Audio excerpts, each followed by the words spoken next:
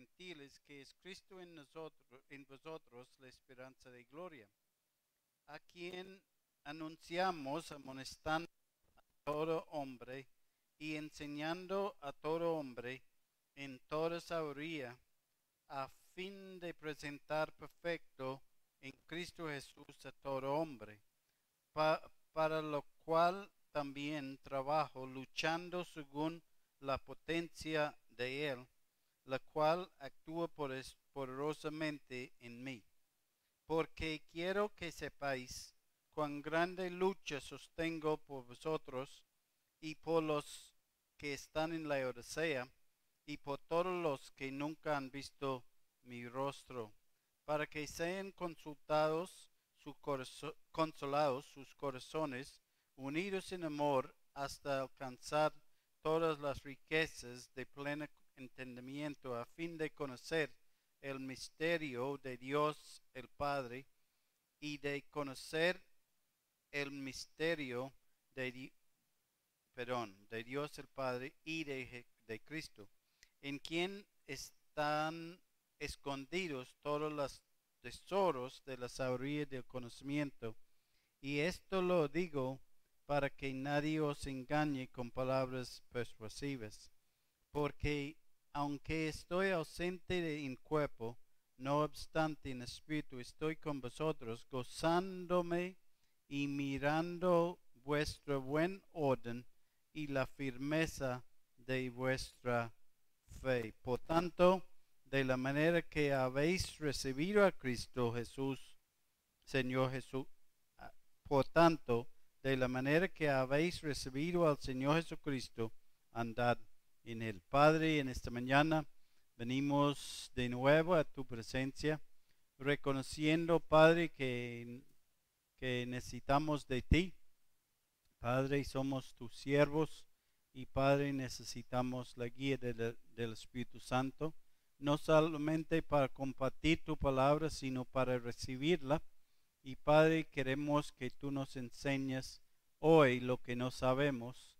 Y Padre, que podamos entender lo que tu palabra nos quiere enseñar hoy. Padre, queremos encomendarnos a ti, dándote gracia en el nombre del Señor Jesucristo. Amén. Entonces, vamos a hablar hoy sobre algunas cosas del ministro y de su ministerio. Cuando hablamos de ministro, no estoy hablando con alguien que tiene un diploma o un título universitario. Estoy hablando de un siervo de Dios. Todos nosotros como creyentes somos ministros, debemos ser ministros, debemos ser siervos de Dios. Cada creyente tiene un don y ese don debe ser utilizado para la gloria de Dios. Pero en estos versículos que hemos leído en esta mañana, quiero como sacar 4 punticos sobre el ministro y sobre su ministerio. Entonces, vamos a ver si está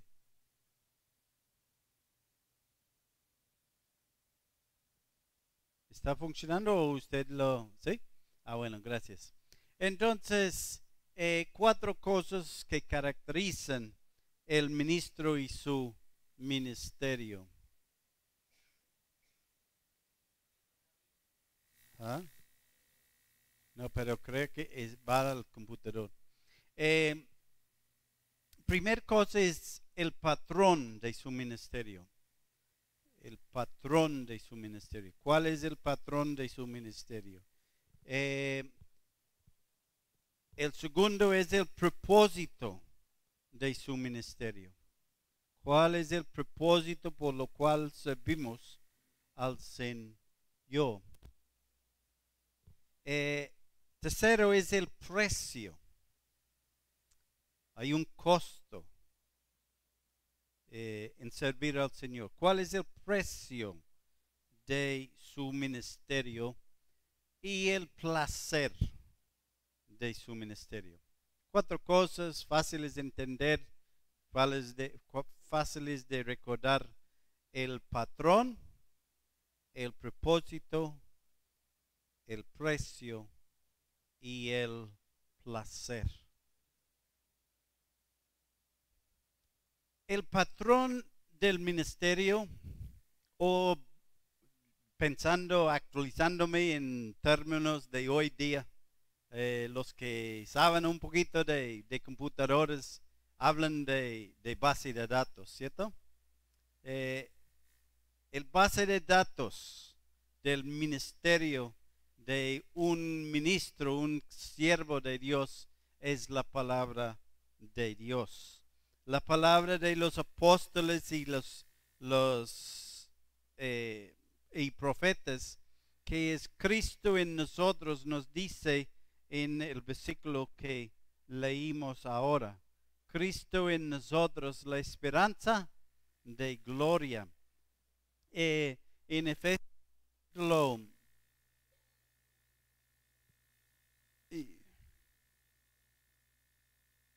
parece que esta cosa está escondida. Efesios capítulo 20, capítulo 2, versículo 20, dice: edificados sobre el fundamento de los apóstoles y profetas, siendo el principal piedra del ángulo Jesucristo mismo. Entonces, el ministerio de nosotros como iglesia, como ministros del Señor, debe ser la palabra de Dios, debe ser al Señor Jesucristo. En Hebreos nos dice: puestos los ojos en Jesús, ¿cierto?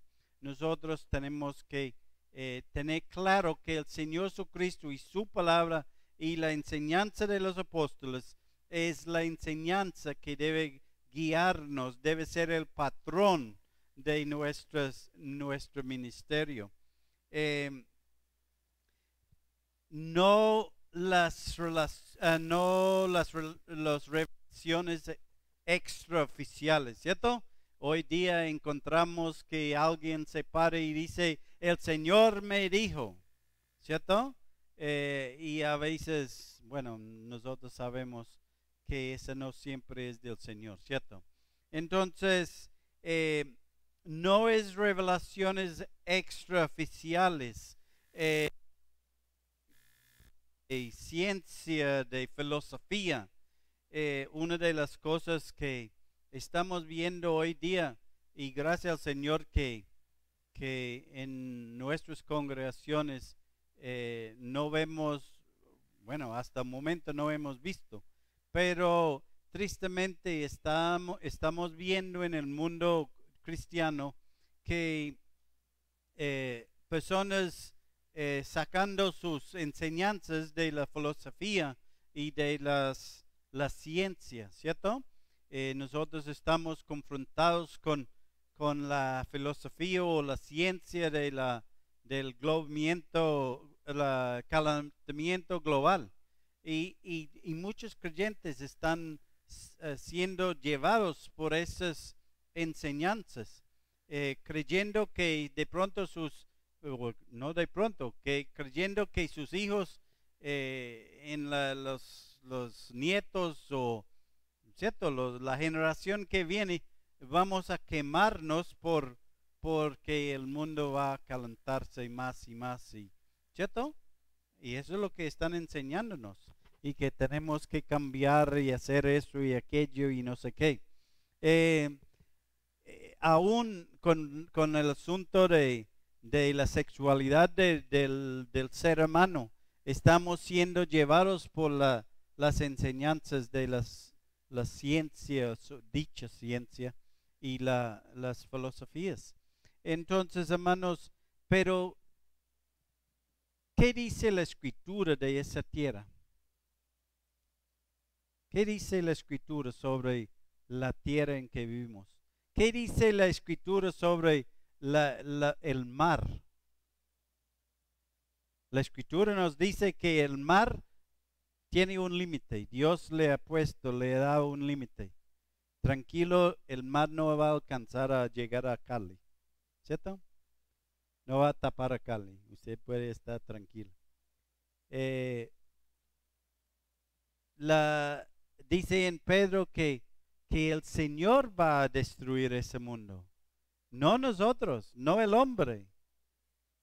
¿Y cuándo va a destruir el Señor el mundo en que vivimos? ¿Sabemos? Yo sé.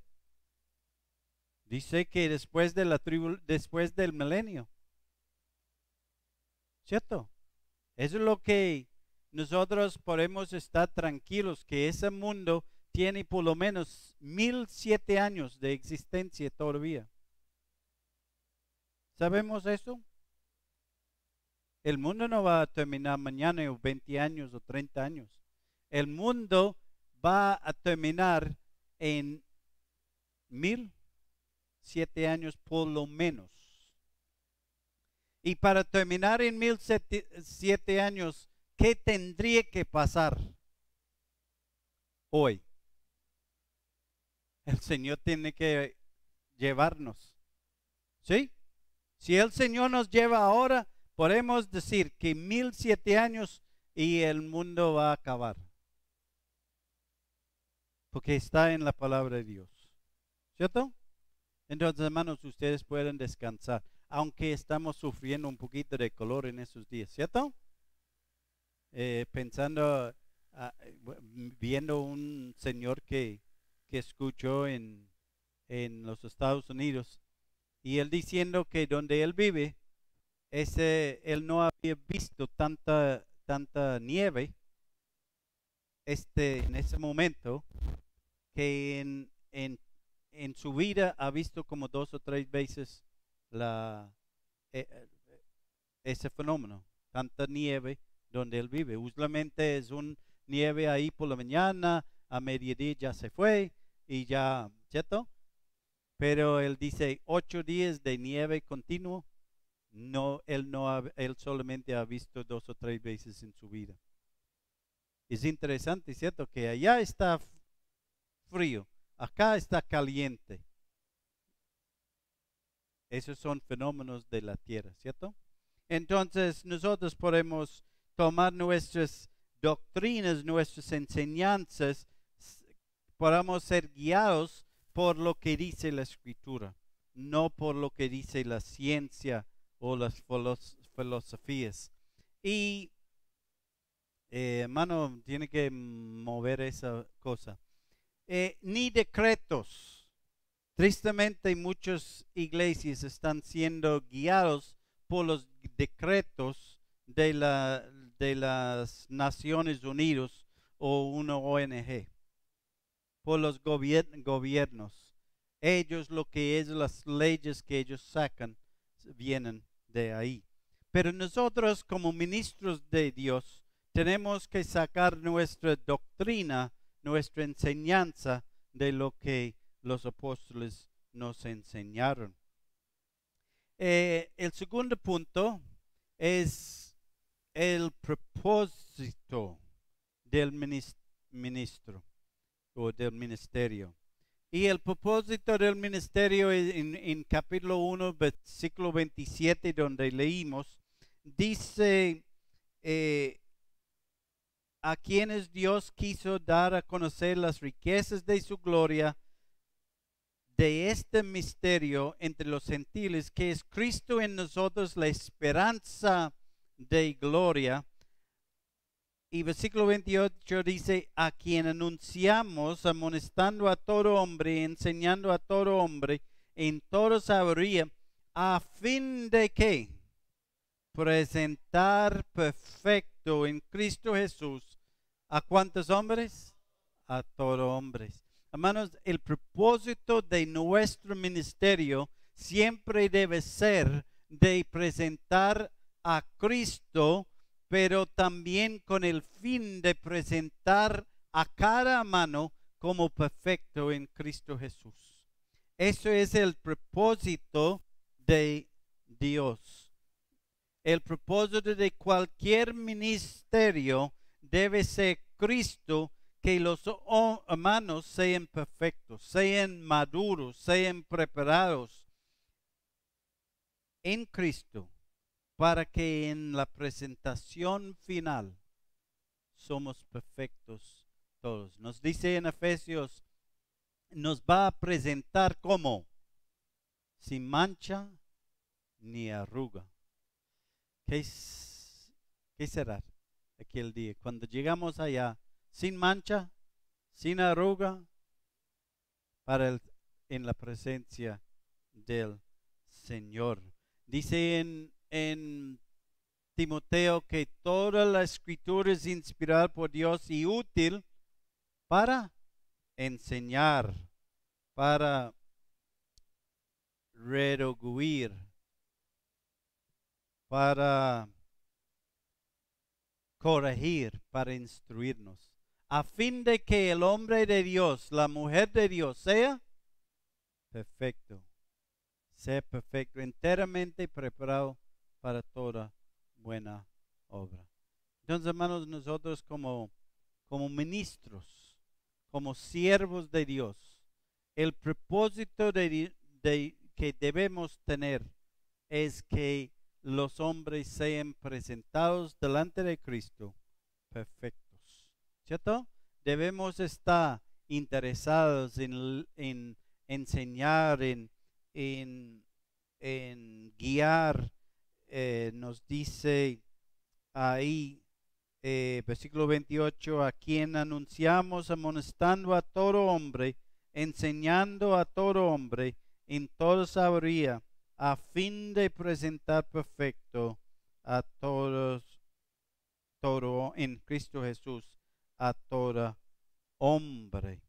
Y versículo 2 de capítulo 2, para que sean consolados sus corazones, unidos en amor, hasta alcanzar todas las riquezas de pleno entendimiento, a fin de conocer el misterio de Dios el Padre y de Cristo. Hermanos, nosotros tenemos ese ministerio, este propósito de ministerio de presentar a Cristo, a fin de que sean maduros, capacitados, perfectos, ¿cierto? Ese es, muchas veces nosotros queremos que los hermanos se sienten en las sillas como buenos oidores, ¿cierto? Pero no, hermanos, nosotros tenemos que querer que los hermanos están aquí adelante, creciendo, predicando, ¿cierto? A la palabra de Dios, que las damas están involucradas en compartir, en cumplir su ministerio en la iglesia. El tercer punto que quiero pensar hoy es el precio del ministerio. En capítulo 1, versículo 24 dice, ahora me gozo en lo que padezco por vosotros y cumplo en mi carne lo que falta de las aflicciones de Cristo por su cuerpo, que es la iglesia. Aquí tenemos Pablo hablando de algo que parece que no cuadra bien con el ministerio de Dios. Él dice, me gozo en lo que padezco por vosotros. Entonces, él está sufriendo algo, padeciendo algo por el pueblo de Dios, las personas a la cual está ministrando, ¿cierto? ¿Eso es lo que él dice? Entonces, hermano, esa parte del negocio no nos gusta, ¿cierto? De padecer. Pero hay un costo en el ministerio de Dios, hermanos. Muchas personas creen que el ministerio es toda gloria y andar, ¿cierto? Bien vestido y recibiendo la alabanza de los hermanos, ¿cierto?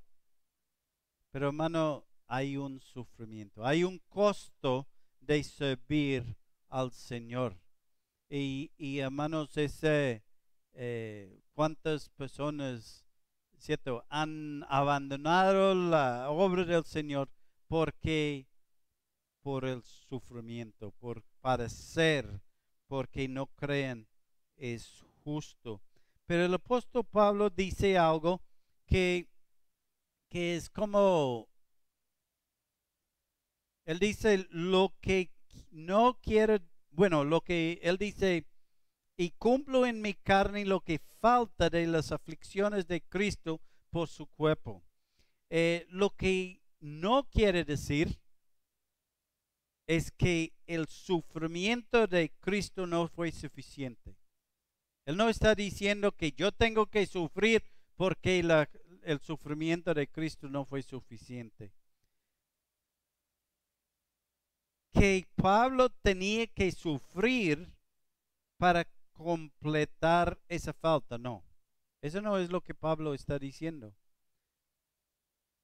La obra de Cristo fue consumada en la cruz del Calvario, ¿cierto?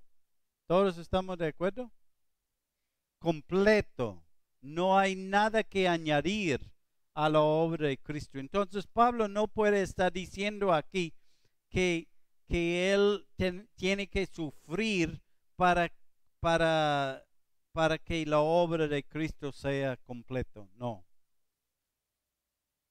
Lo que Pablo está diciendo es que lo que le motiva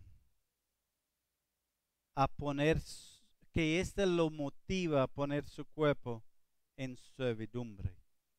Que él, por causa de Cristo y para el bien de los creyentes, él sufría, no para ayudarlo para completar el sufrimiento de Cristo.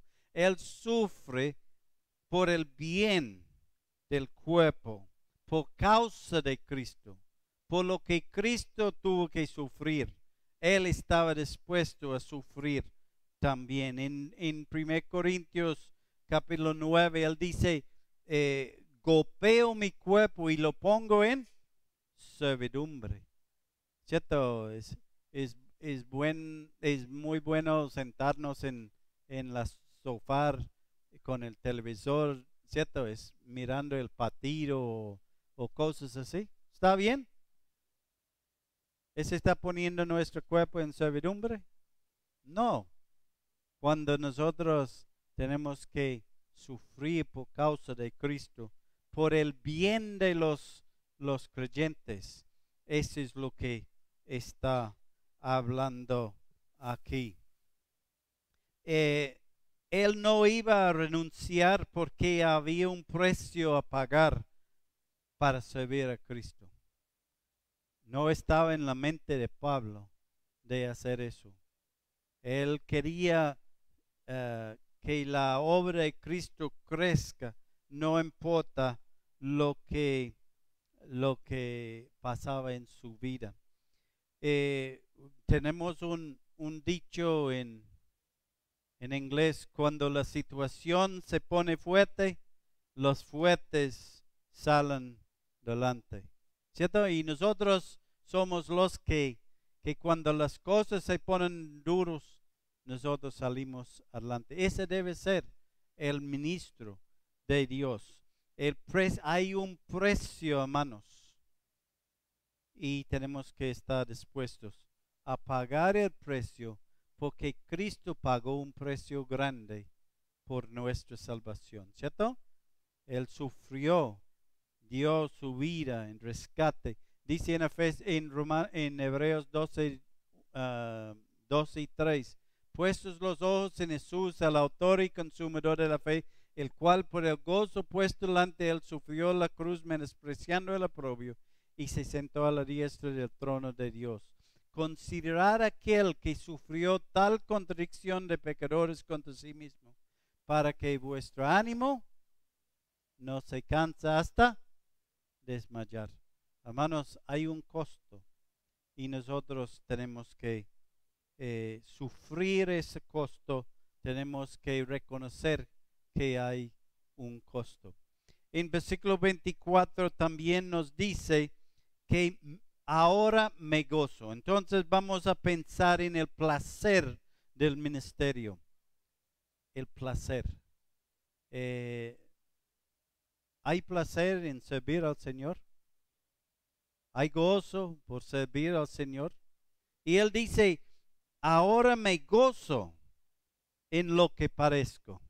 El apóstol Pablo gozaba de lo que él estaba sufriendo por la obra del Señor. Y dice, y cumplo en mi carne lo que falta. En capítulo 2, versículo 5 dice, porque aunque estoy ausente en cuerpo, no obstante en espíritu estoy con vosotros, gozándome y mirando bien vuestro orden y la firmeza de vuestra fe en el Señor. Hermanos, la obra del Señor es trae gozo. La obra del Señor, el ministerio del Señor trae gozo. Cuando miramos a los hermanos, el bien orden, él dice, y la firmeza de los hermanos. ¿Cómo estamos andando, hermanos? ¿Somos dando gozo a nuestros ancianos? ¿Somos dando gozo a las personas que están ministrando a esa congregación? Y eso es lo que el apóstol Pablo decía, que ahora me gozo. Aunque hay dificultades, aunque hay situaciones, me gozo porque estoy viendo a los hermanos creciendo en su fe, creciendo en el ministerio. Y eso trae gozo, hermanos. Es gratificante al presente cuando vemos los hermanos, los creyentes creciendo, al futuro cuando estemos en la presencia del Señor, ¿cierto? A veces miramos solamente aquí en la tierra, no vale la pena, que no sé qué, pero hermanos, hay una corona de gloria. Dice Pablo de los hermanos de Filipos, él dice, así que hermanos míos, amados, a mí me encantan esas palabras. Como Pablo habla de los hermanos, me dice, hermanos míos, ¿cómo? Amados. Ese es de cariño, ¿cierto? Es una expresión de cariño, ¿cierto? Y él dice, y deseados. ¿Cuántas veces deseamos que un hermano se vaya de la iglesia? ¿Ah? Ese hermano que nosotros sufrimos, unos hermanos salieron de la iglesia hace un tiempo atrás. Hermanos, yo no quería que ellos fueran. No era el deseo mío. Sí, estaban problemáticos, pero yo no deseaba que ellos fueran. Pero tomaron la decisión de irse. Nos daba tristeza. Hermanos, Pablo dice, hermanos míos, amados y deseados, gozo y corona mía, estar así firmes en el Señor Jesucristo. ¿Qué cosa? Gozo y corona mía. ¿Por qué Pablo dice corona de él? Él sabía que cuando él llegaba a la presencia del Señor, iba a recibir una corona de gloria. Él dice en versículo 3, siempre orando por vosotros, dando gracia a Dios Padre de nuestro Señor Jesucristo, habiendo oído de vuestra fe en Cristo Jesús y del amor que tenéis por los santos a causa de la esperanza. Hermanos, eso nos da gozo. Cuando escuchamos, yo en esos días hablando ese en Tuluá, y cuando yo estuve en Australia, el hermano me mandaba mensajes y me decía, ay, hermano, llegó un tal fulano, llegó una señora eso, llegó a otro y esto y hermanos, ¿usted cree que yo en Australia allá con una cara de vaca? Porque el hermano está escribiéndome diciendo que esa persona llegó a conocer a Cristo, que esa persona está reuniéndose en la iglesia. Hermano, esa me daba gozo.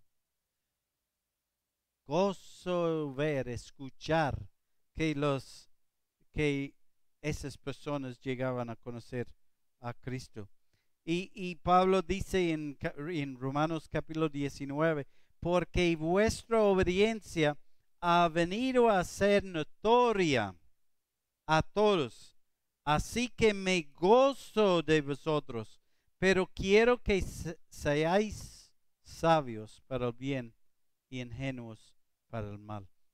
Hermanos, la obediencia mía, la obediencia suya, es notorio en la iglesia. Nuestra obediencia es notorio. O somos uno de esos hermanos que siempre está quejándose y siempre está molesto, siempre. Hermanos, ¿cierto? Gozo cuando vemos a estos hermanos que hemos visto, podemos ver su comportamiento en la iglesia.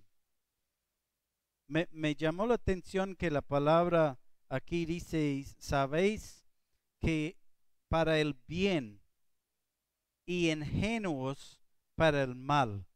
Y esta ingenuos habla de inocentes y sin mezcla. No estamos como dos lados. Estamos inocentes, sin mezcla, quiere decir la palabra. Entonces, hermanos, ingenuos para el mal. El mal no debe ser parte de nuestras vidas, ¿cierto? Y especialmente cuando somos ministros del Señor. ¿Sabemos qué es ese símbolo? ¿Saben lo que significa? Es muy cristiano, ¿cierto? No, no es muy cristiano. Hermano, esa no hay mezcla. Ese no es de cristiano. De pronto usted parece bonito tenerlo colgado por el cuello. Pero hermanos, esa tiene pensamientos satánicos, pensamientos que no son la verdad. Ese quiere decir que en todo bien hay un poquito de mal y en todo mal hay un poquito de bien. Hermano, ¿eso es lo que dice la escritura? No, hermanos. Ese es diabólico, ese símbolo. Ese no es de un siervo de Dios.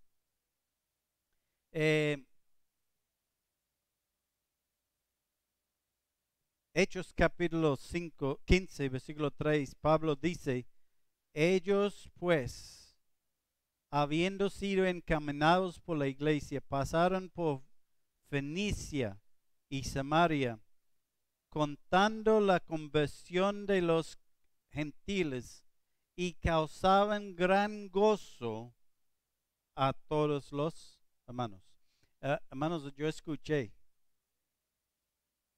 ahorita que un hermano va a entrar a comunión, que otros van a ser bautizados. ¿Escuché bien? Hermanos, ese me da gozo. Cuando escucho de que hay hermanos que quieran entrar a comunión, hay hermanos que quieran bautizarse. Hace un tiempo un hermano hacía reclamos a mí porque tomé una foto de la congregación en Tuluá. A veces lo hago. Saco mi celular y tomo una foto. Y me dijo que estaba como como siendo orgulloso, como queriendo mostrar y, y hermanos, ¿sabe por qué tomo foto? Porque yo mando la foto a Australia. Y en Australia, ¿qué hacen? ¿Qué hacen ellos? ¿Qué hacen? Gozan, se gozan. Ellos están contentos viendo que en Colombia hay hermanos llegando a conocer a Cristo. La iglesia está creciendo. Hermano, esto debe darnos gozo. Aún en Cali, a escuchar, ustedes tienen gozo porque unas personas van a hacerse bautizar. Un hermano quiere entrar a la comunión. Hermanos, el ministerio del Señor debe ser un placer para nosotros. Si nosotros estamos tristes, por eso, hermano, tenemos que pellizcarnos un poquito. Hay una preocupación. Pablo tenía una preocupación. En Gálatas él dice, estoy maravillado de que tan pronto os hayáis alejado del que os llamó por la gracia de Cristo para seguir un evangelio diferente. Hermanos, nos da tristeza cuando vemos hermanos que apartan de la fe, hermanos que no quieren escuchar, hermanos que siempre están molestando. Pablo tenía preocupación por eso. Él dice en Filipenses, pues a ninguno tengo del mismo ánimo y que tan sinceramente se interese por vosotros. Oiga, ese versículo me matilla cada vez que lo leo. Porque estos hermanos no tenían el mismo ánimo que el apóstol Pablo tenía. Ellos no se interesaban por los hermanos de la congregación. Ellos se interesaban en versículo 21, todos buscando lo suyo propio, no lo que es de Cristo Jesús. Ellos estaban buscando ser los reconocidos, buscando ser los grandes. Pero hermano, no hay lugar para nosotros como ministros del Señor. Hay que gozarnos. Hay que lucharnos.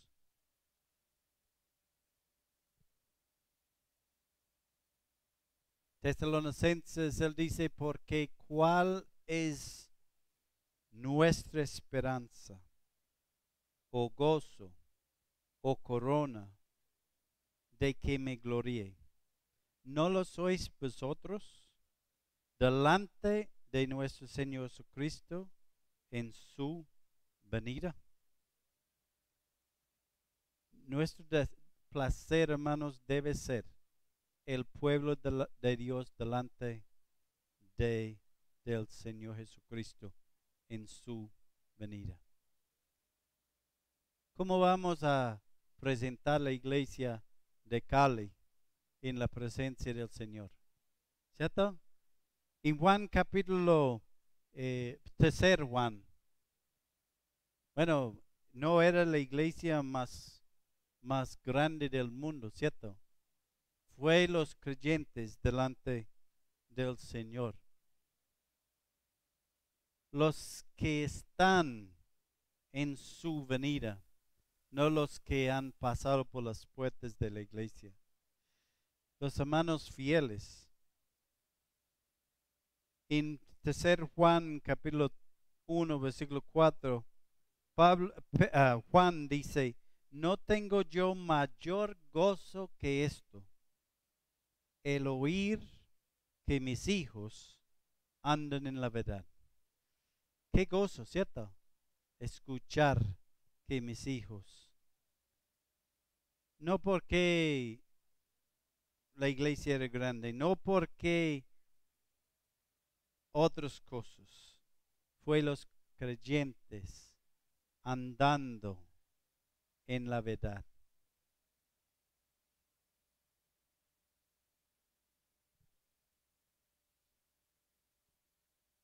Pero decía, y cuando aparezca el príncipe de los pastores, vosotros recibiréis corona incorruptible de gloria. Hermanos, esa debe ser la motivación nuestra, de recibir esa corona, que la doctrina del apóstol sea nuestra confianza, el base de datos, ¿cierto? Que nuestro propósito en ministerio sea para la perfección de los santos.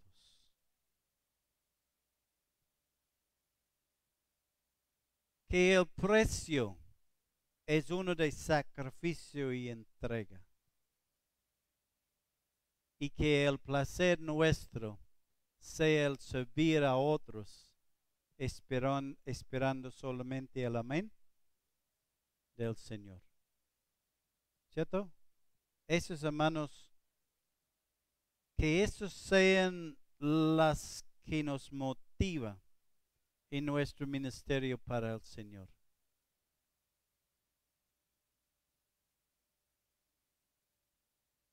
Que este sea lo que nos motiva. Que el Señor nos guíe, hermanos, en Cali.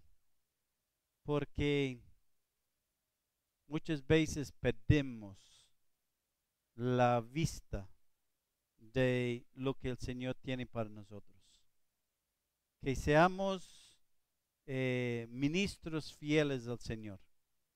Que hacemos la obra que el Señor nos ha mandado a hacer. Que nos gozamos como hermanos. Estuve escuchando ayer de la comunión, la cohenería en Hechos, capítulo 2, habla de la comunión, ¿cierto? Los hermanos perseveraban en la doctrina de los apóstoles en la comunión, en el partimiento de pan y en la oración, ¿cierto? Y hermanos, la cohenería.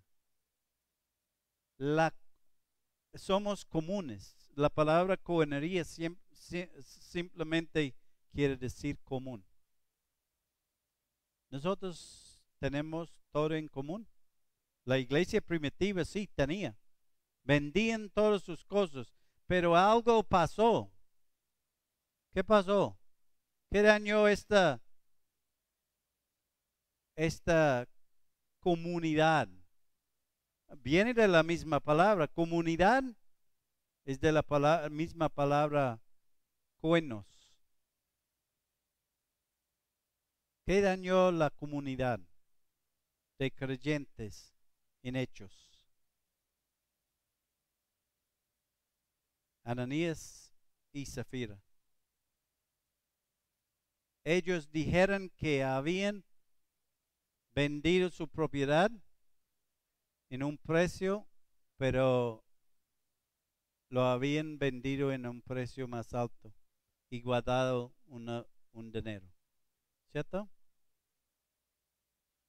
Hermanos, que protegemos la cohenería, la comunión, que trabajamos como ministros del Señor que somos. Padre, gracias te damos en esta mañana. Gracias por tu palabra que es una guía a nuestros pies y Padre, una lámpara a nuestros pies y una guía en nuestro camino. Y Padre, queremos encomendarnos a ti, dándote gracia hoy por la persona del Señor Jesucristo que hizo todo para que sea posible, que seamos una familia, Padre, una familia eh, ministrando unos a otros y Padre, ministrando al mundo en que vivimos. Padre, lo que llamó el mundo en el principio de la iglesia fue esta cohenería, esta entrega de los santos a la obra del Señor Jesucristo. Y Padre, esta animó a otros de querer estar con ellos. Padre, que sea así en Cali, que ese mundo alrededor de nosotros sea motivado por estar aquí, porque hay algo, hay Cristo aquí en ese lugar. Su palabra es la que